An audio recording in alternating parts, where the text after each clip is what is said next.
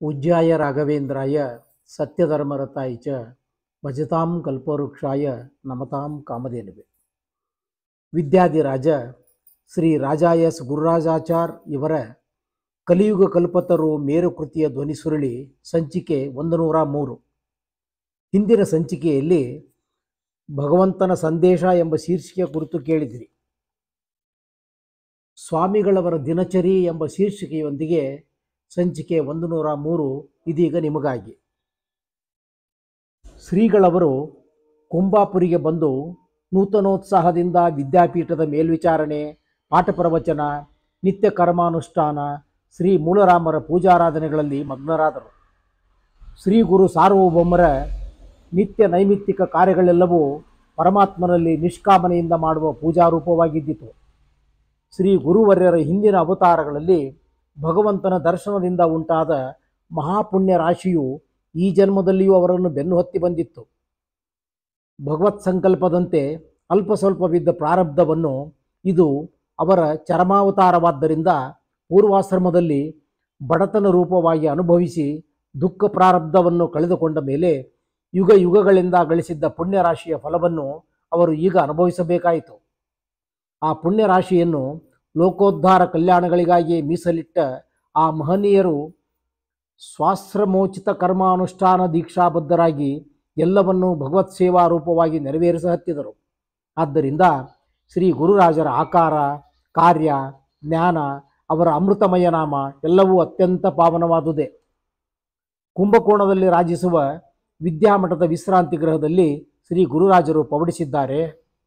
ವಿರಿಂಚ ಭವ ಶಕ್ರಾದಿ ಸುರವೃಂದ ಒಂದ್ಯನಾದ ಇಂದಿರಾಪತಿಯ ಅನಂತ ಕಲ್ಯಾಣ ಗುಣಗಳನ್ನು ಅಪಹರಿಸಿ ಅವನು ನಿರ್ಗುಣ ನಿರಾಕಾರನೆಂದು ಬೋಧಿಸುವ ವಂಚಕಮಾಯಿ ಗೋಮಾಯಗಳು ಪ್ರಪಂಚದಲ್ಲಿ ತಲೆ ಎತ್ತದಂತೆ ಅದುಮುತ್ತೇವೆಂದು ಪಣತೊಟ್ಟಿರುವರೋ ಎಂಬಂತೆ ವಂಚಕರೂಪಿ ಮಂಚದ ಮೇಲೆ ವ್ಯಾಘ್ರಾಜನದಿಂದಾವೃತವಾದ ಸುಪ್ಪತ್ತಿಗೆಯ ಮೇಲೆ ಆಲದೆಲೆಯ ಮೇಲೆ ಯೋಗ ನಿದ್ರೆಯನ್ನು ನಟಿಸುತ್ತಾ ಶ್ರೀಹರಿಯು ಮಲಗಿರುವಂತೆ ಅವನ ಅಂತರಂಗ ಭಕ್ತರಾದ ಯತಿಚಂದ್ರಮರು ಸರ್ವದಾ ಶ್ರೀಹರಿ ಧ್ಯಾನದಲ್ಲಿ ಜಾಗರೂಕರಾಗಿದ್ದರೂ ನಿದ್ರಾಸಕ್ತರಾಗಿರುವಂತೆ ನಟಿಸುತ್ತಾ ಪವಡಿಸಿದ್ದಾರೆ. ಪಂಚ ಉಷಕ್ಕಾಲ ಶ್ರೀಮಠದ ತಾಳಸ್ತುತಿ ಪಾಠಕರು, ಭಾಗವತರು ವೀಣಾ, ವೇಣು, ಮೃದಂಗ ತಾಳಗಳಿಂದ ಸುಸ್ತರವಾಗಿ ತಾಳಲಯಬದ್ಧವಾಗಿ ಶ್ರೀಹರಿಯ ಲೀಲಾವಿಲಾಸಗಳನ್ನು ಮಲಯ ಮಾರುತ, ಭೂಪ, ಚಕ್ರವಾಕ, ಬಿಲಹರಿ ಮುಂತಾದ ವಿವಿಧ ರಾಗಗಳಲ್ಲಿ ಗಾನ ಮಾಡಿ ಅನಂತರ ಶ್ರೀ ಯತಿ ಸಾರ್ವಭೌಮರಿಗೆ ಸುಪ್ರಭಾತವನ್ನು ಹೇಳುತ್ತಿದ್ದರು. ಶ್ರೀ ಮಧ್ವಮತ ಜಲದೆ ಪೂರ್ಣೆಂದು ಎದ್ದೇಳು, ರಾಮ ಪಾದಾಸಕ್ತ ಯೋಗೀಂದ್ರ ಎದ್ದೇಳು, ಘನ ಮಹಿಮ ಎದ್ದೇಳು ಲೋಕಗುರು ಶ್ರೀ ರಾಘವೇಂದ್ರ ಕವಿಗೇಯ ಎದ್ದೇಳು, ಅಂಬರದೆ ಹೊಂಗೆರಣ ಮೂಡುತಿಯನ್ನೆದ್ದೇಳು, ಕಂಬದಿಂ ಬಂದವನ ಸೇವೆಗೆದ್ದೇಳು, ಅಂಗವಿಸಿ ಬರುತ್ತಿಪ್ಪ ಭಕುತ ಬೃಂದವ ಪರೆದು ಮಂಗಳವ ಕರುಣಿಸಲು ಎದ್ದೇಳು ಗುರುವೆ. ಹೀಗೆ ಮಾಗಧರ ವಚನ ಮಾಧುರ್ಯ ರೂಪ ಜಲಸೇಚನದಿಂದ ಎಚ್ಚರಗೊಂಡು ವ್ಯಾಘ್ರಾಜನಮಯ ಸುಪ್ಪತ್ತಿಗೆಯಿಂದ ಮೇಲೆದ್ದ ಗುರುರಾಜರು ಏಕಕಾಲದಲ್ಲಿ ಪಂಡಿತರು ಅನುವಾದ ಮಾಡುತ್ತಿದ್ದ 18 ಪುರಾಣಗಳು ಮತ್ತು ದ್ವಾದಶ ಸ್ತೋತ್ರವನ್ನು ಶ್ರಾವಣ ಮಾಡಿ ಸಂತುಷ್ಟರಾದರು. ಗುರುರಾಜರು ಮೂಲ ರಘುಪತಿ ವೇದವ್ಯಾಸರಿಗೆ ನಮಸ್ಕರಿಸಿ ವೇದ ಪಾರಂಗತರಾದ ಭೂಸುರರು ವೇದ ಮಂತ್ರೋಚ್ಚಾರ ಪೂರ್ವಕವಾಗಿ ಮಾಡಿದ ವೈದಿಕ ಶುಭಾಶಂಸನಗಳನ್ನು ಪರಮಾದರದಿಂದ ಸ್ವೀಕರಿಸಿದರು. ಅನಂತರ ವಿದ್ಯಾಮಠದ ಅಂಗಣದಲ್ಲಿ ರಾಜಿಸುವ ಶ್ರೀ ತುಳಸಿ ಬೃಂದಾವನದ ಬಳಿ ಸಾರಿ ತುಳಸಿ ಬನದಲ್ಲಿ ಸನ್ನಿಹಿತರಳಾದ ಶ್ರೀ ಲಕ್ಷ್ಮೀದೇವಿಯನ್ನು ವಂದಿಸಿ ತರುವಾಯ ಶ್ರೀ ಹನುಮಂತ ದೇವರಿಗೆ ನಮಸ್ಕರಿಸಿದರು. ಅನಂತರ ಯತಿರಾಜರು ಮೇನಿಯಲ್ಲಿ ಕುಳಿತು ಗಜೇಂದ್ರ ಮೋಕ್ಷ ಸ್ತುತಿ ಮೊದಲಾದ ಪರಮಾತ್ಮನ ಮಹಿಮೆಯನ್ನು ತಿಳಿಸುವ ಸ್ತೋತ್ರಗಳನ್ನು ಪಠಿಸುತ್ತಾ ಶ್ರೀ ವಿಜಯೇಂದ್ರ ಶ್ರೀಪಾದರ ಬೃಂದಾವನ ಸಮೀಪದಲ್ಲಿ ಹರಿಯುವ ದಕ್ಷಿಣ ದೇಶದ ದೇವನದಿಯಾದ ಕಾವೇರಿ ನದಿಯಲ್ಲಿ ಸ್ನಾನ ಮಾಡಲು ಪಂಡಿತ ಮಂಡಲಿಯೊಡನೆ ಮೆಲ್ಲನೆ ಅಲ್ಲಿಗೆ ದಯಮಾಡಿಸಿದರು. ಯತಿಚಕ್ರವರ್ತಿಗಳು ಅಲ್ಲಿನ ಉದ್ಯಾನವನದ ಸಮೀಪದಲ್ಲಿ ಮೇನಿಯಿಂದ ಇಳಿದು ಮೃತ್ತಿಕಾ ಶೌಚ ದಂತ ಧಾವನಗಳನ್ನು ನೆರವೇರಿಸಿ ಕಾವೇರಿ ನದಿಯಲ್ಲಿ ಸಂಕಲ್ಪ ವಿಧಿ ಪೂರ್ವಕವಾಗಿ ಆಚಮನ ಮಾಡಿ ಬುದ್ಧ ಜನರೊಡನೆ ಸ್ನಾನಕ್ಕಿಳಿದರು ಮತ್ತು ಶ್ರೀ ನಾರಾಯಣಾಷ್ಟಾಕ್ಷರ, ಶ್ರೀ ವಿಷ್ಣು ಷಡಕ್ಷರ, ಶ್ರೀ ವಾಸುದೇವ ದ್ವಾದಶಾಕ್ಷರ ಮಂತ್ರಗಳನ್ನು 3 ಬಾರಿ ಜಪ ಮಾಡಿ ಸ್ನಾನ ಕಾಲದಲ್ಲಿ ಜಪಿಸಲು ಯೋಗ್ಯವಾದ ಸೂಕ್ತಗಳ ಜಪ ಮಾಡಿ ಮೃತ್ತಿಕಾ ಸ್ನಾನ, ಅಗಮರ್ಷಣ ಸ್ನಾನ, ಪ್ರಣವ ಮತ್ತು ಪುರುಷ ಸೂಕ್ತ ಪಠಣಪೂರ್ವಕ ಪ್ರೋಕ್ಷಣಾದಿಗಳನ್ನು ಯಥಾವತ್ತಾಗಿ ಮಾಡಿ ಮಂತ್ರೋದಕದಿಂದ ದೇವತರ್ಪಣಾದಿಗಳನ್ನು ಯಥಾವತ್ತಾಗಿ ಮಾಡಿ ಮಂತ್ರೋದಕದಿಂದ ದೇವತರ್ಪಣಾದಿಗಳನ್ನು ನೆರವೇರಿಸಿ ಸರ್ವರಿಗೂ ದಂಡೋದಕವನ್ನು ಪ್ರೋಕ್ಷಿಸಿ ವಿಷ್ಣು ಪಾದೋದಕವನ್ನು ಸೇವಿಸಿ ನದಿಯ ತೀರಕ್ಕೆ ದಯಮಾಡಿಸಿ ಕೌಪಿಯನ ಕಾಷಾಯ ವಸ್ತ್ರಗಳನ್ನು ಧರಿಸಿ ಗೋಪಿ ಚಂದನದಿಂದ ಊರ್ಧ್ವ ಪುಂಡ್ರ ದ್ವಾದಶ ನಾಮಗಳನ್ನು ಪಂಚಮುದ್ರೆಗಳನ್ನು ಧರಿಸಿದರು. ಯತಿನಾಯಕರು ಅರ್ಘ್ಯ ಪ್ರದಾನ ಮಾಡಿ ಹೃದಯದಲ್ಲಿ ವೇದಮಾತೆಯಾದ ಗಾಯತ್ರಿ ಮಂತ್ರವನ್ನು ಧರಿಸಿ ಅದರ ಪೂರಕವಾಗಿ ಮಂತ್ರರತ್ನವಾದ ತಾರಕವನ್ನು ಪ್ರಣವ ಮಂತ್ರವನ್ನು ಮೌನದಿಂದ ಜಪಿಸಿದರು. ಆಗ ಗುರುಗಳ ಮುಖದಲ್ಲಿ ಕಂಗೊಳಿಸುತ್ತಿದ್ದ ಸಾತ್ವಿಕ ತೇಜಸ್ಸು, ಗಾಂಭೀರ್ಯ, ದರಹಾಸಗಳು ಅವರ ಅಲೌಕಿಕ ವ್ಯಕ್ತಿತ್ವವನ್ನು ಸೂಚಿಸುತ್ತಿದ್ದವು. ತರುವಾಯ ಗುರುರಾಜರು ಪುರಾಣ ಮಂಟಪಕ್ಕೆ ವಿಜಯ ಮಾಡಿಸಿ ಅಲ್ಲಿ ಶ್ರೀಬಾದರಾಯಣ ದೇವರು ಶ್ರೀ ಮಧ್ವಾಚಾರ್ಯರಿಗೆ ದಯಪಾಲಿಸಿದ್ದು, ಪರಂಪರೆಯಿಂದ ಶ್ರೀ ಮಧ್ವಾಚಾರ್ಯರ ಮಹಾಸಂಸ್ಥಾನದಲ್ಲಿ ಪೂಜೆಗೊಳ್ಳುತ್ತಿದ್ದ ಶುದ್ಧ ಶಿಲಾತ್ಮಕಗಳಾದ 2 ವ್ಯಾಸಮುಷ್ಟಿಗಳನ್ನು ಪೂಜಿಸಲು ಉತ್ಸುಕರಾಗಿ ಪಂಡಿತರಿಂದ ಭಾಗವತಾದಿ ಪುರಾಣಗಳ ಅನುವಾದವನ್ನು ಶ್ರವಣ ಮಾಡಿ ಶ್ರೀಹರಿಗೆ ಶುದ್ಧೋದಕದಿಂದ ಅಭಿಷೇಕ ಮಾಡುತ್ತಾ ಮಧ್ಯೆ ಕ್ಷೀರಾಭಿಷೇಕವನ್ನು ಮಾಡಿ ಶ್ರೇಷ್ಠವೂ ಮನೋಜ್ಞವಾದ ಮುದ್ಗಾನ್ನವನ್ನು ಘೃತಾದಿಗಳೊಂದಿಗೆ ನಿವೇದನ ಮಾಡಿ ಮಂಗಳಾರತಿಯನ್ನು ಬೆಳಗಿದರು. ಅನಂತರ ಅಲ್ಲಿ ವಿರಾಜಿಸಿದ್ದ ಶ್ರೀ ನರಸಿಂಹ ವಾಯುದೇವರ ದರ್ಶನ ಮಾಡಿ ವಂದಿಸಿ ಶ್ರೀ ವಿಜೇಂದ್ರ ತೀರ್ಥರಿಗೆ ಪ್ರದಕ್ಷಿಣ ನಮಸ್ಕಾರಾದಿಗಳನ್ನು ಸಮರ್ಪಿಸಿ ಋಷಿ ಸದೃಶರಾದ ವಿವಿಧ ಶ್ರೇಷ್ಠ ಮಂಡಳಿಯಿಂದ ಪರಿವೃತರಾಗಿ ತಳತಳನೆ ಹೊಳೆಯುವ ಮಣಿಮಯ ಪಾದುಕೆಗಳನ್ನು ಮೆಟ್ಟಿಕೊಂಡು ಶ್ರೀ ವಿದ್ಯಾಮಠಕ್ಕೆ ಹೊರಟರು.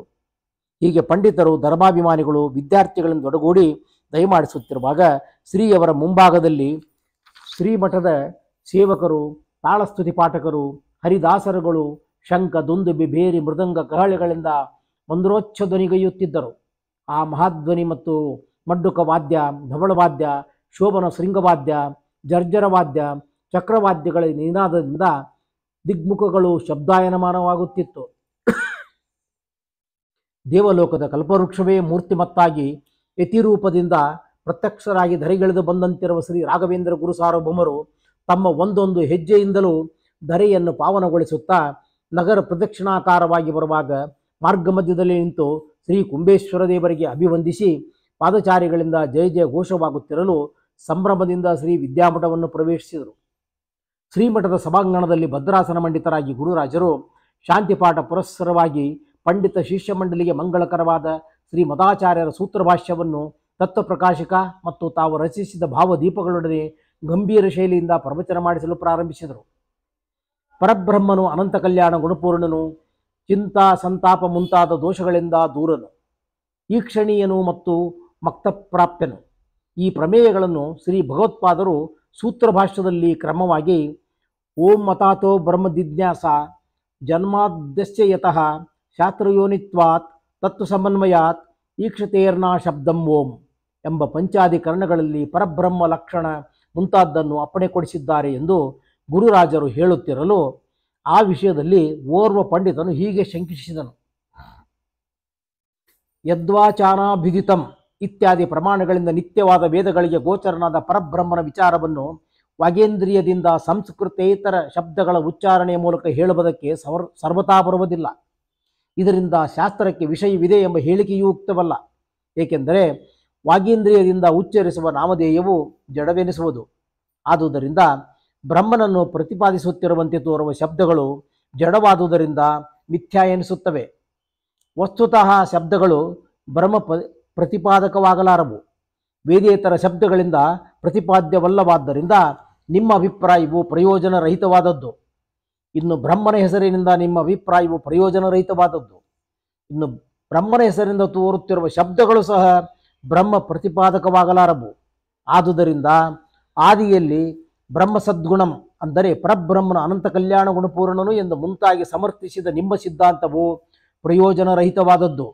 ಸ್ವಾಮಿ, ಶರೀರದೊಳಗಿನ ಆತ್ಮನು 2 ಪ್ರಕಾರದಿಂದ ಸಿದ್ಧವಾಗುತ್ತಾನೆ. ಶರೀರದ ಅವಯವಗಳು ಚಲಿಸುವುದು ಮುಂತಾದ ಕರ್ಣಗಳು ಲಿಂಗಗಳೆನಿಸುವವು. ಇಂಥ ಶರೀರ ಚೇಷ್ಟಕಾದಿ ಬಹುಲಿಂಗಗಳಿಂದ ಆತ್ಮ ಸಿದ್ಧಿಸುವುದು. 2ನೇ ಪ್ರಕಾರ ಅಹಂ ಎಂಬ ಬುದ್ಧಿಯಿಂದ ಗೋಚರಿಸಿ ಸಿದ್ಧಿಸುವುದು. ಹೀಗೆ ಪ್ರಕಾರದ್ವಂದ್ವದಿಂದ ಸಿದ್ಧಿಸಿದ ಆತ್ಮನಿಂದ ಭಿನ್ನವಾಗಿ ಮತ್ತೊಬ್ಬ ಪರಮಾತ್ಮನು ಇದ್ದಾನೆ ಎಂಬ ವಿಷಯಕ್ಕೆ ಯಾವ ಪ್ರಮಾಣವೂ ಇಲ್ಲ. ಆತ್ಮನು ಅಹಂದಿ ಪ್ರತ್ಯಕ್ಷದಿಂದ ಸಿದ್ಧನಾಗಿರುವುದರಿಂದಲೇ ಎಂಬುದು ಇದಕ್ಕೆ ಕಾರಣ. ಹೀಗೆ ಶರೀರ ಚೇಷ್ಟಕಾದಿ ಹೇತುಗಳಿಂದ ಜೀವ ಭಿನ್ನವಾದ ಅನ್ಯನೊಬ್ಬ ಪರಮಾತ್ಮನು ಪ್ರಮಾಣದಿಂದ ಸಿದ್ಧಿಸಿದ್ದಿಲ್ಲ ಎಂಬ ಅಂಶವೂ ಸಹ ತತ್ವಜ್ಞಾನವಾಗುವುದಿಲ್ಲ. ಅದೂ ಅಲ್ಲದೆ ಈ ಪರಬ್ರಹ್ಮ ಜ್ಞಾನದಿಂದ ಫಲವೇನು? ಯಾವ ಫಲವೂ ಇಲ್ಲ. ಸ್ವರ್ಗಾದಿ ಫಲವಾಗಬಹುದು ಎಂದರೆ ಜ್ಯೋತಿಷ್ಠೋಮೇನ ಸ್ವರ್ಗಕಾಮೋ ಯಜೇತ. ಜ್ಯೋತಿಷ್ಠೋಮ ಮೊದಲಾದ ಯಾಗ ಕಾರ್ಯಾಚರಣೆಯಿಂದಲೇ ಸ್ವರ್ಗಾದಿ ಫಲಗಳು ಸಿದ್ಧಿಸುವುದು. ಇನ್ನು ಬ್ರಹ್ಮಜ್ಞಾನಿಗಳಾದರೂ ಈಗಲೇ ಮುಕ್ತಿ ಇಲ್ಲ. ಯಾವ ದೇಶದಲ್ಲಾಗಲಿ ಯಾವ ಕಾಲದಲ್ಲಾಗಲಿ ಅವರಿಗೆ ಮುಕ್ತಿಯಾದದ್ದು ಕಂಡುಬಂದಿಲ್ಲ. ಆದುದರಿಂದ ಬ್ರಹ್ಮಜ್ಞಾನಕ್ಕೆ ಫಲವಿಲ್ಲವೆಂದಾಯಿತು. ಹೀಗೆ ಆ ಪಂಡಿತನು ತನ್ನ ಅಶಂಕೆಯನ್ನು ಪ್ರತಿಪಾದಿಸುತ್ತಿರುವಾಗ ಇನ್ನೊಬ್ಬ ವಾದಿಯು ಅವನನ್ನು ಹೀಗೆ ಆಕ್ಷೇಪಿಸಿದನು. ಅಯ್ಯ, ಶಾಸ್ತ್ರಕ್ಕೆ ವಿಷಯ ಪ್ರಯೋಜನಗಳಿಲ್ಲವೆಂಬ ನಿನ್ನ ವಾದವು ಸಮಂಜಸವಲ್ಲ. ಮಾನಸ ಪ್ರತ್ಯಕ್ಷ ಸಿದ್ಧನಾದ ನಿರ್ಗುಣ ಬ್ರಹ್ಮನು ಶಾಸ್ತ್ರಕ್ಕೆ ವಿಷಯ. ಶುದ್ಧ ಬ್ರಹ್ಮಜ್ಞಾನಕ್ಕೆ ಬಂಧುರೂಪ ಸಂಸಾರ ನಿವೃತ್ತಿಯೂ ಫಲ. ಇದು ಫಲವಲ್ಲವೆನ್ನುವ ಪಕ್ಷಕ್ಕೆ ಸಂಸಾರ ನಿವೃತ್ತಿಯೂ ಫಲ. ಇದು ಫಲವಲ್ಲವೆನ್ನುವ ಪಕ್ಷಕ್ಕೆ ಸಂಸಾರ ನಿವೃತ್ತಿಯ ಹೊರತು ಯಾವ ಫಲವಿದ್ದೀತು ಎಂಬುದನ್ನು ನೀನೇ ಹೇಳು. ಸಗುಣ ಬ್ರಹ್ಮನನ್ನು ಮಂದರು ಉಪಾಸಿಸತಕ್ಕದ್ದು. ಅದನ್ನು ಕೇಳಿ ಮತ್ತೊಬ್ಬ ವಾದಿಯು ಅವನನ್ನು ಖಂಡಿಸಿ ಹೀಗೆ ಹೇಳಿದನು. ಮಾನಸ ಪ್ರತ್ಯಕ್ಷ ಗೋಚರನಾದ ಬ್ರಹ್ಮನು ಶುದ್ಧ ಬ್ರಹ್ಮನೆಂದು ನೀನು ಹೇಳಿದ್ದು ಸರಿಯಲ್ಲ. ಅದೆಂತೂ ಸರಿಯಲ್ಲವೆಂಬುದನ್ನೀಗ ವಿಮರ್ಶಿಸುತ್ತೇವೆ. ಏಕಮೇವಾ ದ್ವಿತೀಯಂ ಬ್ರಹ್ಮ ಎಂಬ ಶ್ರುತಿಯ ಪ್ರಕಾರವಾಗಿ ಪರಬ್ರಹ್ಮನು ಅದ್ವಿತೀಯನು, ಏಕನು ಅಂದರೆ ಒಬ್ಬನೇ ಒಬ್ಬನು ಆಗಿದ್ದಾನೆ ಎಂದರ್ಥ. ಅದ್ವಿತೀಯ ಎಂದರೆ ಪರಬ್ರಹ್ಮನಲ್ಲಿ ಜಡಜೀವ ಮುಂತಾದ ಧರ್ಮಗಳು ಇಲ್ಲ. ಏಕತಾ ಎಂದರೆ ಏಕತ್ವ ಎಂಬ ಧರ್ಮವೂ ಸಹ ಪರಬ್ರಹ್ಮನಿಗೆ ಅಭಿನ್ನವಾಗಿದೆ ಎನ್ನುವುದಾದರೆ ಅಂಥ ಬ್ರಹ್ಮನಲ್ಲಿ ಧರ್ಮಧರ್ಮೀ ಭಾವವೇ ಇಲ್ಲವೆಂದಂತಾಯಿತು. ಆಗ ಅಂಥ ಬ್ರಹ್ಮ ಶೂನ್ಯ ಎಂದು ಸಿದ್ಧವಾಗುತ್ತದೆ. ಈ ವಿಷಯದಲ್ಲಿ ಸ್ವಲ್ಪವೂ ಸಂದೇಹವಿಲ್ಲ. ಮತ್ತು ಅನ್ಯವಾದ ಈ ಜಗತ್ತು ಬ್ರಹ್ಮನಿಂದ ಭಿನ್ನವಾದದ್ದು ಎಂಬುದು ಕೂಡ ಯುಕ್ತವಾಗುವುದಿಲ್ಲ. ಏಕೆಂದರೆ ಈ ಬ್ರಹ್ಮ ಭಿನ್ನವಾದ ಜಗತ್ತು ಸತ್ಯವೇ ಮಿಥ್ಯೆಯೇ ಎಂದು ವಿಕಲ್ಪ ಮಾಡುವುದಕ್ಕೂ ಸಾಧ್ಯವಿಲ್ಲ. ಹಾಗಾದರೆ ಜಗತ್ತಿನ ಸ್ವರೂಪದಲ್ಲಿ ಬ್ರಹ್ಮನು ತೋರುತ್ತಿದ್ದಾನೆ ಎನ್ನುವುದೂ ಸಾಧ್ಯವಿಲ್ಲ. ಏಕೆಂದರೆ ಬ್ರಹ್ಮ ಸ್ವರೂಪವಾದ ಜಗತ್ತಿನಲ್ಲಿ ನಿನಗೆ ಭ್ರಾಂತಿ ಇರುವುದು ಯುಕ್ತವಲ್ಲ. ಪರಬ್ರಹ್ಮನಿಗೆ ಭ್ರಾಂತಿ ಇಲ್ಲವಷ್ಟೇ. ಆದುದರಿಂದ ಮಾನಸ ಪ್ರತ್ಯಕ್ಷ ಗೋಚರನಾದ ಬ್ರಹ್ಮನು ಶುದ್ಧ ಬ್ರಹ್ಮನೆಂಬ ನಿನ್ನ ಹೇಳಿಕೆಯು ಸರಿಯಲ್ಲ ಎಂದು ಆತನು ಸಮರ್ಥಿಸಿದನು. ಹೀಗೆ ವಾದಿ ಪ್ರತಿವಾದಿಗಳ ಪ್ರಶ್ನೋತ್ತರಗಳಲ್ಲಿನ ಭ್ರಾಂತಿಯನ್ನು ಪರಿಹರಿಸಬೇಕೆಂಬ ಕುತೂಹಲದಿಂದ ಶ್ರೀ ಗುರುರಾಜರು ಅವರ ಮೇಲಿನ ದಯದಿಂದ ನಗುಮುಖದಿಂದ ಹೀಗೆ ಅಪ್ಪಣೆ ಕೊಡಿಸಿದರು. ಅಹಂದಿ ಪ್ರತ್ಯಕ್ಷದಿಂದ ಸಿದ್ಧನಾದ ಜೀವಾತ್ಮನಿಗಿಂತಲೂ ಭಿನ್ನನೂ ವಿಷ್ಣುನಾಮಕನು ಗುಣಪೂರ್ಣನೂ ಅದ್ಭುತನೂ ಆದ ಪರಬ್ರಹ್ಮವೆಂಬ ವಸ್ತುವು ಸಿದ್ಧವಾಗಿದೆ. ಪರಬ್ರಹ್ಮ ವಿಚಾರ ವಿಷಯದಲ್ಲಿ ಪರಮಾತ್ಮ ಜೀವಾತ್ಮರ ಭೇದವನ್ನು ತಿಳಿಸುವ ಬ್ರಹ್ಮ ಎಂಬ ಅರ್ಥಪೂರ್ಣವಾದ ಪದವನ್ನು ವೇದಪುರುಷನು ಪ್ರಯೋಗಿಸಿದ್ದಾನೆ. ಸೂತ್ರಕಾರರಾದ ಶ್ರೀ ಬಾದರಾಯಣರು ಸವಿಷ್ಣುರಾಹಿ ತಂ ಬ್ರಹ್ಮೇತ್ಯಾಚಕ್ಷತೆ ಎಂಬ ದೇವಿ ಮೀಮಾಂಸಾ ಸೂತ್ರದಲ್ಲಿ ಉಕ್ತನಾದ ವಿಷ್ಣುವನ್ನು ಬ್ರಹ್ಮನೆಂದು ಹೇಳಿದ್ದಾರೆ. ಅಥಾತೋ ಬ್ರಹ್ಮ ಜಿಜ್ಞಾಸ ಎಂಬ ಬ್ರಹ್ಮ ಜಿಜ್ಞಾಸೆಯ ಮೊದಲ ಸೂತ್ರದಲ್ಲಿ ಗುಣಪೂರ್ಣನಾದ್ದರಿಂದ ಬ್ರಹ್ಮ ಶಬ್ದವಾಚ್ಯವೇ ವಿಷ್ಣುವೆಂದು ಬ್ರಹ್ಮ ವಿಷ್ಣು ಶಬ್ದ ನಿರ್ವಚನದಿಂದ ಸಿದ್ಧಪಡಿಸಿದ್ದಾರೆ. ಬ್ರಹ್ಮ ಶಬ್ದಕ್ಕೆ ಅರ್ಥದಲ್ಲಿ ವೈಶಾಲ್ಯತೆ ಇದೆ. ಬೃಹಂತೋ ಯಸ್ಮಿನ್ ಗುಣಾಹ ಎಂಬ ಧಾತು ಪ್ರಕೃತಿ ಪ್ರತ್ಯಯ ಉತ್ಪತ್ತಿಯಿಂದ ಗುಣಪೂರ್ಣನು ಪರಬ್ರಹ್ಮನಿಂತಲೂ ಜೀವನು ಗುಣಪೂರ್ಣನಲ್ಲವೆಂದು ಸಿದ್ಧಿಸುತ್ತದೆ. ಇಂತಹ ಜೀವ ಭಿನ್ನವಾದ ಗುಣಪೂರ್ಣ ಬ್ರಹ್ಮಜ್ಞಾನದಿಂದ ಮುಕ್ತಿಯು ಸಿದ್ಧಿಸುತ್ತದೆ. ಅದಕ್ಕೆ ಮುಕ್ತಿಯೇ ಫಲ. ಮುಕ್ತಿಯ ಫಲವಿರುವುದರಿಂದ ಇಂಥ ಬ್ರಹ್ಮ ಪ್ರತಿಪಾದಕವಾದ ವೇದಾಂತ ಶಾಸ್ತ್ರವನ್ನು ಉಪಕ್ರಮ ಮಾಡಲು ವಿಷಯ ಪ್ರಯೋಜನ ಸಂಬಂಧ ಅಧಿಕಾರಿಗಳೆಂಬ ಅನುಬಂಧ ಚತುಷ್ಪಯವು ಸಿದ್ಧಿಸಿದೆ. ಆದುದರಿಂದ ಈ ಬ್ರಹ್ಮ ಮೀಮಾಂಸಾ ಶಾಸ್ತ್ರಕ್ಕೆ ಪರಬ್ರಹ್ಮ ವಿಷಯ ಶ್ರೇಷ್ಠ ಗುರುಗಳ ಉಪದೇಶದಿಂದ ಉಪಾಸಕನು ಪರಬ್ರಹ್ಮನ ಶ್ರವಣ ಮನನ ನಿಧಿಧ್ಯಾಸನ ಮಾಡುವುದರಿಂದ ಬ್ರಹ್ಮಜ್ಞಾನ ಲಭಿಸಿ ತನ್ಮೂಲಕ ಪ್ರಸಾದ ಸಿದ್ಧಿಸಿ ಜೀವನ ಸ್ವರೂಪಾನಂದ ವಿರ್ಭಾವ ರೂಪವಾದ ಮೋಕ್ಷವೂ ದೊರಕುತ್ತದೆ. ಮುಕ್ತಿಯ ಇದಕ್ಕೆ ಪ್ರಯೋಜನ. ಮುಮುಕ್ಷು ಜೀವರು ಅಧಿಕಾರಿಗಳು. ಪರಬ್ರಹ್ಮನಿಗೂ ಶಾಸ್ತ್ರಕ್ಕೂ ಪ್ರತಿಪಾದಕ ಸಂಬಂಧವಿದೆ. ಹೀಗೆ ಅನುಬಂಧ ಚತುಷ್ಪಯ ಸಹಿತವಾದುದರಿಂದ ಬ್ರಹ್ಮ ಮೀಮಾಂಸಾ ಶಾಸ್ತ್ರವು ಆರಂಭಣೀಯವೆಂಬುದು ಸಿದ್ಧವಾಯಿತು. ಶ್ರೀಪಾದಂಗಳವರ ಉಪದೇಶದಿಂದ ಸರ್ವರು ಆನಂದಭರಿತರಾದರು. ಯತಿನಾಯಕರು ಶಿಷ್ಯ ಸಮೂಹಕ್ಕೆ ಉಪನಿಷದ್ವಾಚಾರಗಳನ್ನು ಪ್ರವಚನ ಮಾಡಿಸಿ ಮಾಧ್ಯಾಹ್ನಿಕಾದಿ ಸತ್ಕರ್ಮಾಚಾರಣೆಗಾಗಿ ಭದ್ರಾಸನದಿಂದ ಮೇಲೆದ್ದರು. ಸಂಪೂರ್ಣ ಕೀರ್ತಿ ಮಂಡಿತರಾದ ದಂಡಧಾರಿಗಳಾದ ಪಂಡಿತೋತ್ತಮ ಯತಿ ಪುಂಡರೀಕರು ಶ್ರೀಮಠದ ಆಲಯದಲ್ಲಿ ವಿರಾಜಿಸುವ ಪುಷ್ಕರಣಿಯಲ್ಲಿ ವಿಧಿಪೂರ್ವಕ ಸ್ನಾನ ಮಾಡಿ ಕಾಷಾಯ ವಸ್ತ್ರಗಳನ್ನು ಧರಿಸಿ ವಿದ್ವಜ್ಜನವಂದಿತ ಪಾದಾರವಿಂದರಾಗಿ ಶ್ರೀ ಮೂಲ ರಘುಪತಿ ವೇದವ್ಯಾಸ ದೇವರನ್ನು ಪೂಜಿಸಲು ಪೂಜಾಗೃಹಕ್ಕೆ ದಯಮಾಡಿಸಿ ನಾಮಧಾರಣ ಜಪತಪಾದ್ಯನುಷ್ಠಾನಗಳನ್ನು ಎಸಗಿದ ಮೇಲೆ ದೇವರ ಎಡಭಾಗದಲ್ಲಿ ಕುಳಿತು ಶ್ರೀ ಮದಾಚಾರ್ಯರ ಪರಂಪರಾಗತ ಮಹಾಸಂಸ್ಥಾನ ಸಂಪ್ರದಾಯದಂತೆ ಘಂಟಾನಾದ ಪೂರ್ವಕವಾಗಿ ದೇವರ ಪೂಜೆಯನ್ನು ಪ್ರಾರಂಭಿಸಿದರು. ಶ್ರೀ ಗುರುವರರು ಮೊದಲು ಜಲಪೂರ್ಣ ಕುಂಭವನ್ನು ಗಂಧಾಕ್ಷತೆ ಕಮಲಾದಿ ಪುಷ್ಪಗಳು ತುಳಸಿ ದಳಗಳಿಂದ ಪೂಜಿಸಿ ಕಳಶ ಪೂಜೆ ಮಾಡಿ ಶಂಖಪೂಜೆಯಾದ ಮೇಲೆ ಪೀಠಪೂಜೆ ಭಗವದಾವಾಹನ ಆವರಣ ಪೂಜಾದಿಗಳನ್ನು ನೆರವೇರಿಸಿದರು. ಅನಂತರ ಷೋಡಶೋಪಚಾರಗಳಿಂದ ಶ್ರೀ ಮೂಲರಾಮನನ್ನು ಅರ್ಚಿಸಿ ಪಂಚಭಕ್ಷ ಪ್ರಮಾಣ ಫಲಗಳು ತಾಂಬೂಲಾದಿಗಳನ್ನು ನಿವೇದಿಸಿ ಮಹಾಮಂಗಳಾರತಿ ಮಾಡಿ ಮಂತ್ರಪುಷ್ಪಗಳನ್ನು ಸಮರ್ಪಿಸಿದರು. ಶಂಖಭ್ರಮಣವಾದ ಮೇಲೆ ಸಂಪ್ರದಾಯದಂತೆ ರಮಾನೈವೇದ್ಯ, ವಾಯುದೇವ ಪೂಜಾ, ಗುರುಪರಂಪರಾ ಪೂಜಾದಿಗಳನ್ನು ನೆರವೇರಿಸಿ ಹಸ್ತೋದಕವನ್ನು ಸಮರ್ಪಿಸಿದರು. ಅನಂತರ ಶ್ರೀದೇವರನ್ನು ಭುಜಂಗಿಸಲು ತಲೆಕಟ್ಟು ಬಿಚ್ಚಿ ಮತ್ತೆ ಬಿಂಬಮೂರ್ತಿಯನ್ನು ಹೃದಯದಲ್ಲಿ ಧರಿಸಿ ಶ್ರೀ ಮೂಲರಾಮ, ದಿಗ್ವಿಜಯರಾಮ, ಜಯರಾಮಾದಿ ಮಹಾಸಂಸ್ಥಾನ ಪ್ರತಿಭೆಗಳನ್ನು ಸರ್ವರಿಗೂ ದರ್ಶನ ಮಾಡಿಸಿದರು. ದೇವರ ದರ್ಶನದಿಂದ ಸಮಸ್ತ ಆಸ್ತಿಕರು ಮುದಿಸಿದರು. ಕಂಠಾನಾದಪೂರ್ವಕ ಮೇಲೆದ್ದು ಶ್ರೀಯವರು ದಂಡಕಮಂಡಲು ಹಿಡಿದು ಸ್ತೋತ್ರ ಪಾರಾಯಣ ಮಾಡುತ್ತಾ ದೇವರಿಗೆ ಪ್ರದಕ್ಷಿಣೆ ನಮಸ್ಕಾರಗಳನ್ನು ಸಮರ್ಪಿಸಿ ದಂಡಪೂಜಾ ದಂಡೋದಕವಾದ ಮೇಲೆ ತೀರ್ಥವನ್ನು ಸ್ವೀಕರಿಸಿ ಕಿವಿಗಳಲ್ಲಿ ತುಳಸಿ ಗುಚ್ಚಗಳನ್ನು ಧರಿಸಿ ಆಸನಾಸೀನರಾಗಿ ಸರ್ವರಿಗೂ ತೀರ್ಥ ಪ್ರಸಾದಗಳನ್ನು ಕರುಣಿಸಿ ಪಂಡಿತ ಮಂಡಲಿಯುಕ್ತರಾಗಿ ಸಮ್ಮುಖದಲ್ಲಿ ಶ್ರೀ ಹರಿತತ್ವ ವಿಚಾರ ಮಾಡುತ್ತಾ ಭಿಕ್ಷಾ ಸ್ವೀಕಾರ ಮಾಡಿ ನಂತರ ತೀರ್ಥ ಪ್ರಾಶನ ಮಾಡಿ ಸಭಾಂಗಣಕ್ಕೆ ವಿಜಯ ಮಾಡಿದರು. ಅಷ್ಟು ಹೊತ್ತಿಗೆ ಶ್ರೀಮಠದ ಪ್ರೌಢ ವಿದ್ಯಾರ್ಥಿಗಳ ಅನೇಕರು ಪಂಡಿತರು ಪಾಠಕ್ಕೆ ಸಿದ್ಧರಾಗಿ ಶ್ರೀಯವರ ಮಾರ್ಗ ನಿರೀಕ್ಷೆ ಮಾಡುತ್ತಿದ್ದರು. ನಗೆಮೊಗದ ಜಗದ್ಗುರುಗಳು ಬಂದು ಆಸನಾಸೀನರಾದರು. ಸಕಲರು ಗುರುಗಳಿಗೆ ನಮಸ್ಕರಿಸಿ ಕುಳಿತರು. ದ್ವಾರಪಾಲಕನು ವ್ಯಾಸಪೀಠ ಮತ್ತು ಇತರ ಶಾಸ್ತ್ರ ಗ್ರಂಥಗಳನ್ನು ತಂದು ಮುಂದಿಟ್ಟು ನಮಸ್ಕರಿಸಿದನು. ಶ್ರೀ ಗುರುರಾಜರು ವ್ಯಾಕರಣ, ನ್ಯಾಯ, ಮೀಮಾಂಸಾದಿ ಶಾಸ್ತ್ರಗಳನ್ನು ಬಹು ವಿದ್ವತ್ಪೂರ್ಣವಾಗಿ ಶಿಷ್ಯಮಂಡಲಿಗೆ ಪ್ರವಚನ ಮಾಡಲಾರಂಭಿಸಿದರು. ಮಧ್ಯೆ ಮಧ್ಯೆ ಅನೇಕ ಪಂಡಿತರಿಗೆ ಬಂದ ಸಂದೇಹಗಳನ್ನು ಪರಿಹರಿಸುತ್ತಾ ಶ್ರೀಯವರು ಅಶ್ರುತ ಪೂರ್ವಾಶಾಬ್ದ ಬೋಧಗಳನ್ನು ಜಟಿಲವಾದ ಭಾಗಗಳ ಸರಳ ನಿರೂಪಣಾಪೂರ್ವಕವಾಗಿ ಸರ್ವರಿಗೂ ಬುದ್ಧಿಸ್ಥವಾಗುವಂತೆ ಸುಲಭ ಶೈಲಿಯಲ್ಲಿ ನಿರರ್ಗಳವಾಗಿ ವಾಗ್ವಿಲಾಸದಿಂದ ವಿವರಿಸಿ ಪಾಠ ಹೇಳಿದರು. ಅದೇ ಸಮಯಕ್ಕೆ ಮಠದ ಪಾರುಪತ್ಯೇದಾರರು ಬಂದು ಗುರುಗಳಿಗೆ ವಂದಿಸಿ, ಜಯವಾಗಲಿ ಪರಾಕ್, ಶ್ರೀ ಸನ್ನಿಧಿಯ ದರ್ಶನಾಕಾಂಕ್ಷಿಗಳಾಗಿ ದೇಶ ದೇಶಗಳಿಂದ ಬಂದಿರುವ ಪಂಡಿತರು, ಕವಿಗಳು, ಧರ್ಮಾಭಿಮಾನಿ ಶಿಷ್ಯ ಭಕ್ತಜನರು, ಕುಂಭಕೋಣ ನಗರದ ನಾಗರಿಕರು ಮಹಾಸ್ವಾಮಿಯವರ ದರ್ಶನ ಪಡೆಯಲಾಶಿಸಿ ತಮ್ಮ ಆಜ್ಞೆಗಾಗಿ ನಿರೀಕ್ಷಿಸುತ್ತಿದ್ದಾರೆ. ಅಪ್ಪಣೆಯಾಗಬೇಕು ಜಿಯ ಎಂದು ವಿಜ್ಞಾಪಿಸಿದರು. ಶ್ರೀಯವರು ಮಂದಹಾಸ ಬೀರಿ ಸರ್ವರನ್ನೂ ಕರೆತರಲು ಅಣತಿ ನೀಡಿದರು. ಪಾರುಪತ್ಯೇದಾರರು ಸಕಲರನ್ನು ಕರೆದುಕೊಂಡು ಬಂದು ಪರಿಚಯ ಮಾಡಿಸಿದರು. ಗುರುರಾಜರ ದರ್ಶನ ಮಾತ್ರದಿಂದ ಭಕ್ತಿ ಪುಳಕಿತ ಗಾತ್ರರಾಗಿ ಗೌರವಾದರಗಳಿಂದ ಶ್ರೀಯವರಿಗೆ ದೀರ್ಘದಂಡ ನಮಸ್ಕಾರ ಮಾಡಿ ಅಪ್ಪಣೆ ಪಡೆದು ಕುಳಿತರು.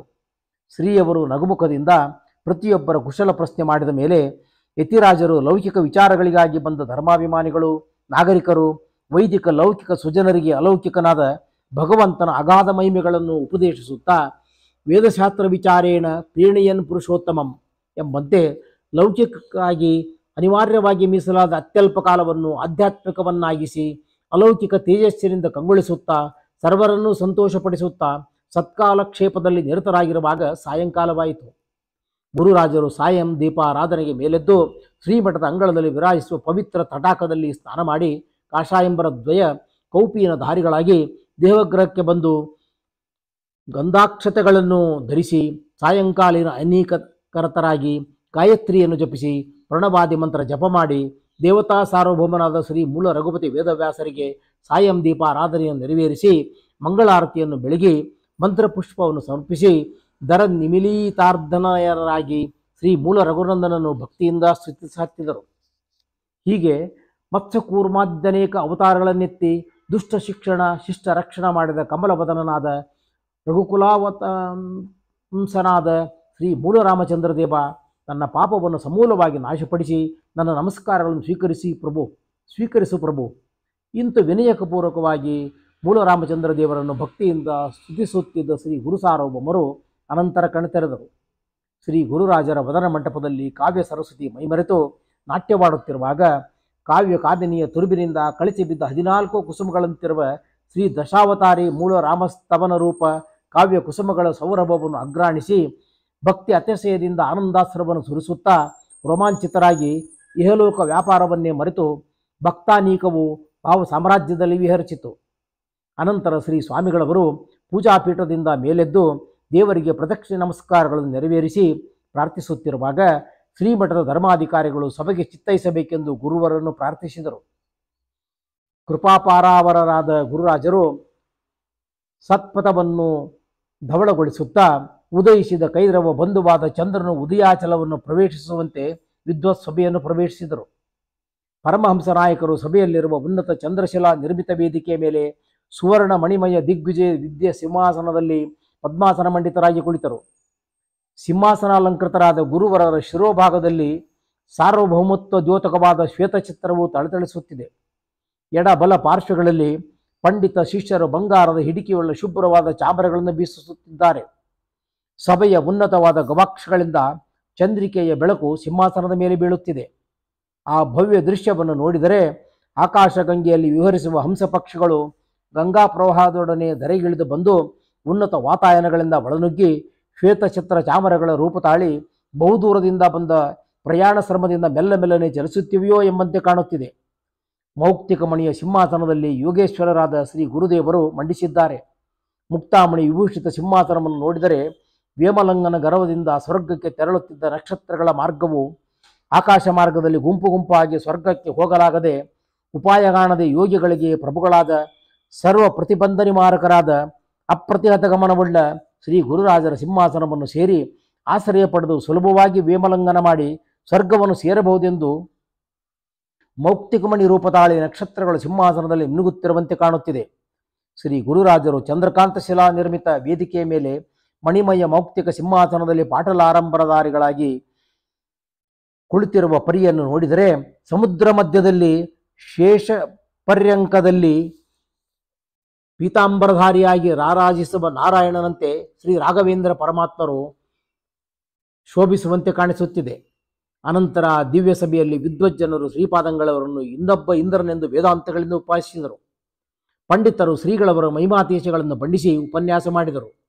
ವೇಣು, ವೀಣಾ ಮುಂತಾದ ವಾದ್ಯಗಳಲ್ಲಿ ನಿಪುಣರಾದ ಕಲೆಗಾರರು ಮತ್ತು ಸಂಗೀತ ವಿದ್ವಾಂಸರು ಶ್ರೀಹರಿಯ ಮಹಿಮೆಗಳನ್ನು ಎತ್ತಿ ತೋರುವ ಅಪರೋಕ್ಷಜ್ಞಾನಿಗಳಾದ ರಚಿತವಾದ ಕೀರ್ತಿಗಳನ್ನು ಸುಸ್ವರವಾಗಿ ಹಾಡಿ ನುಡಿಸಿ ಗುರುವರರನ್ನು ಸಂತೋಷಪಡಿಸಿದರು. ಅನೇಕ ಕವಿಗಳು ವಿದ್ವಾಂಸರು ಪಾದಾರ್ಧ, ಬಿಂದು, ಮಾತ್ರ, ಕ್ರಿಯಾದಿ ಸಮಸ್ಯಾಪೂರ್ಣ ಮಾಡಿ ಕವನಗಳಿಂದ ಯತಿರಾಜರ ಜ್ಞಾನ, ಭಕ್ತಿ, ವೈರಾಗ್ಯ, ತಪಸ್ಸು ಮತ್ತು ಔದಾರ್ಯಾದಿ ಸದ್ಗುಣಗಳನ್ನು ಸ್ತುತಿಸಿ ಅನುಗ್ರಹೀತರಾದರು. ಈ ಕಾರ್ಯಕ್ರಮಗಳು ಮುಗಿದ ಮೇಲೆ ಮಾಲಿಕಾ ಮಂಗಳಾರತಿಯಾಯಿತು.